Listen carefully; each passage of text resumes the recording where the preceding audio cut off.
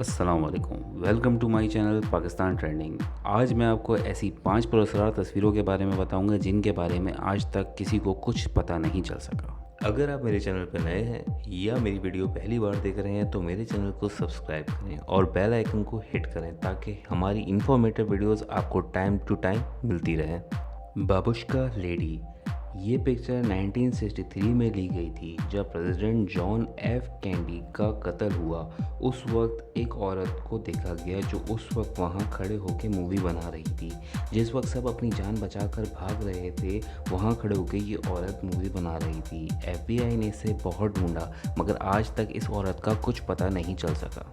दी हेज़डेलन lights, बहुत सालों से नॉर्वे में हेज़डेलन लाइट्स देखी जाती हैं पिक्चर्स के थ्रू और इस फिनोमेना को लेके बहुत सालों से स्टडीज़ हो रही है, पर आज तक साइंटिस्ट इस बात का जवाब नहीं दे सके कि ऐसा क्यों है और ये लाइट कैसे बनती हैं और कहाँ से आ रही हैं।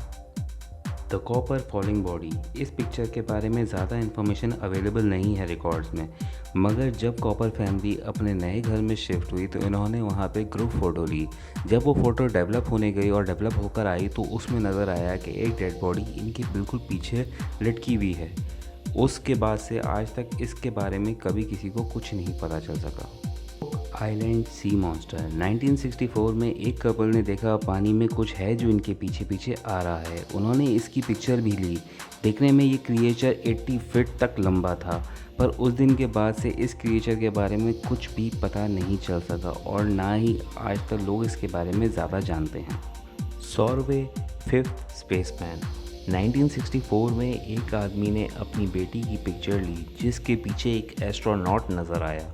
उसने इस पिक्चर के बारे में बताया कि मैंने जब ये पिक्चर ली थी तो वहाँ कोई भी मौजूद नहीं था और जब वो पिक्चर कोटेक कंपनी को दी गई इंस्पेक्शन के लिए तो कोटेक ने भी इस पिक्चर को 100% ऑथेंटिक डिक्लेयर किया।